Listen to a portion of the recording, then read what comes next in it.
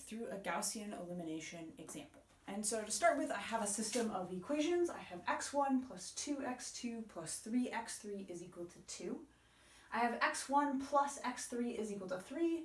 And I have x1 plus x2 minus x3 is equal to 1. So to start with Gaussian elimination, the first step is to write our augmented matrix A, B. So in this case, that augmented matrix, I'm just taking my coefficients from each of the equations. So 1, 2, 3, and then the augmented means that I'm putting the right-hand side in here as well. So I have 2 on the first row. And then the second row, 1, I have no x2, so we're going to put a 0 there. And then 1x3 equals 3. And then we have 1, 1, negative 1, and 1. So the first step to write the augmented matrix is here. The next step is kind of an optional, if necessary, step, and that is scaling. So if some of these rows are very different orders of magnitude than the other rows, then we want to get them all into the same order of magnitude. But here we're all in the same order of magnitude, so scaling is not necessary. The next step is to identify our pivot element. And so the first case, we're always going to start with the top row. So we'll start with the top row, and then we're looking for the first column that has any non-zero elements. So in this case, the very first column, very first row will be our pivot element, that 1. And then the next step is to do row reduction. So the goal of this step is that we're going to add the rows together or subtract the rows from each other, and we want to get zeros in every other element in that column. So we're going to keep our 1 where it is in the pivot element, but we want the row 2 column 1 and row 3 column 1 to become 0. And the equation that we use for this, I've written on the right hand side of the board here. So each of our new rows will be our old row minus this fraction. So we take the element that's in the pivot column in the row we are doing the row reduction on, divided by the pivot element times the row with the pivot element. So what this looks like here is we'll do this for row 2 and row 3. So our row 1 has the pivot element, so we're not going to do it there. And we'll do it all the other rows, so row 2 and row 3. So our row 2 new will equal our row 2 old minus the AKJ. So that is in the row that we're doing our reduction in. So row 2 and then the column with our pivot element. So column 1, so that's a value 1. Divided by Aij, that's our pivot element, which is 1, times the row with our pivot element, so minus row 1. So in this case, we basically do row 2 minus row 1. And row 3, I think, is the same. So row 3 new will equal our row 3 old minus that element that's below or above in the same column as our pivot element, but then we're doing our row reduction on 1 divided by our pivot element 1 times our pivot row 1. So doing these subtractions, now our new matrix for Gaussian elimination, we did nothing with row 1, so it stays the same. 1, 2, 3, 2, and I'm going to ignore the line for augmented now and just do the matrix. And then row 2 is basically row 2 minus row 1. So 1 minus 1 is going to give me 0. 0 minus 2 is going to give me negative 2. 1 minus 3, negative 2. And 3 minus 2 is going to give me 1. And then for row 3, we're doing the same thing, row 3 minus row 1. So here I have 0, negative 1, negative 4, negative 1.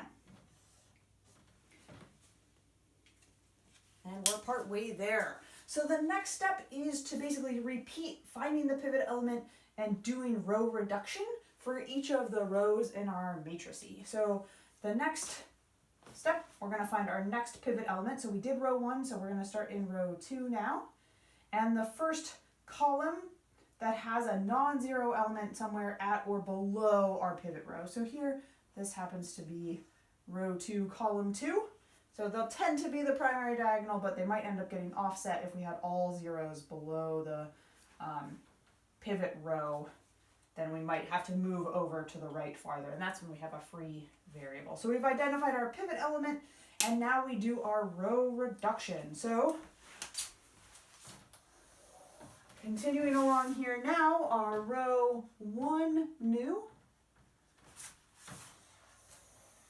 will equal our, I'll do this actually. Okay. So continuing along here now, our row 1 new equals our row 1 old minus, and now we have to do this fraction. So for row 1, it's going to be 2 divided by -2. So the element in the column with the pivot element for the row that we're doing, our row reduction on, divided by our pivot element. So 2 divided by -2 here times row 2.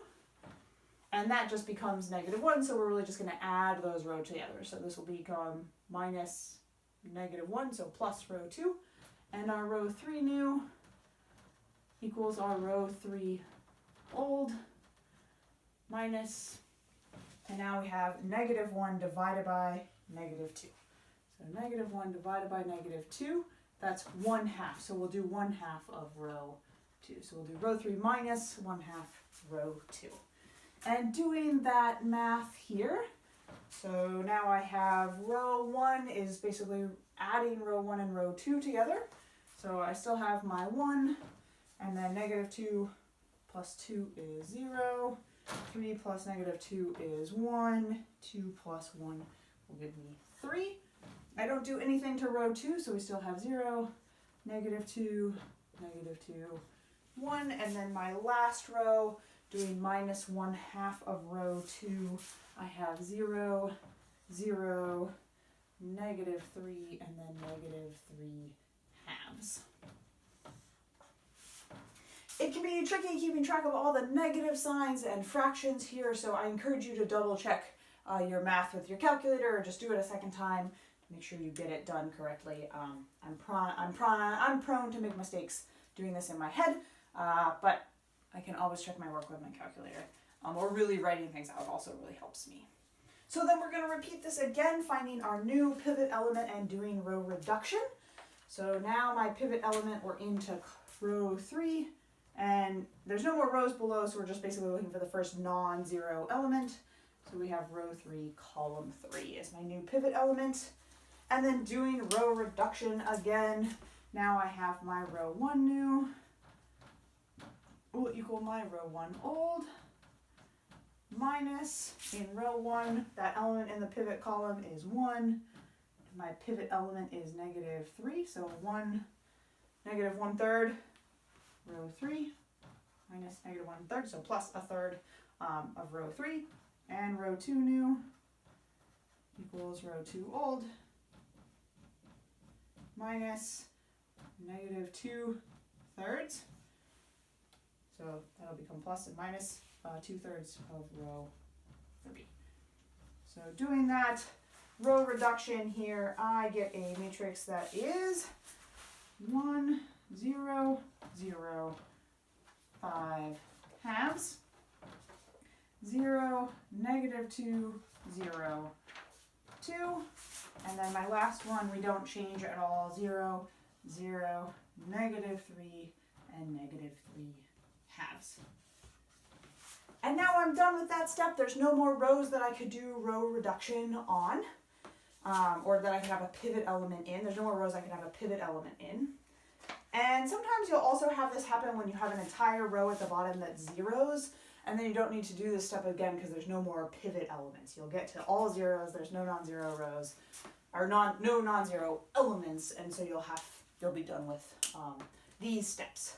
So we're almost all the way done, and there's just one more step now to do Gaussian elimination and get to the reduced row echelon form, which is to divide each row by the leading entry. So the leading entry is the first non-zero element. So in row 1, it's just 1, so we'll divide row 1 by 1. In row 2, that's the -2, so we'll divide all of row 2 by -2, and the goal here is to get those 1s on the diagonal. So if I'm writing out what I'm doing here, now I say my row 1 new is my row 1 old divided by 1. My row 2 new is row 2 old divided by -2. And my row 3 new is my row 3 old divided by negative 3. So my final reduced row echelon form matrix here, my first row, really nothing changed, 1, 0, 0, 5 halves. And then my second row I've divided by negative 2, so I have 0, 1, 0, negative 1. And then my last row divided by negative 3, 0, 0, 1, and 1 half. So that's the final reduced row echelon form that I get from Gaussian elimination. And from here I can tell that my solution, my x vector solution, is going to be 5 halves, negative 1, and 1 half. So x1 equals 5 halves, x2 equals negative 1, and x3 equals 1 half. And you can go back and check if that solves our original system of equations, and it did for me when I checked it. So that is a quick overview of Gaussian elimination.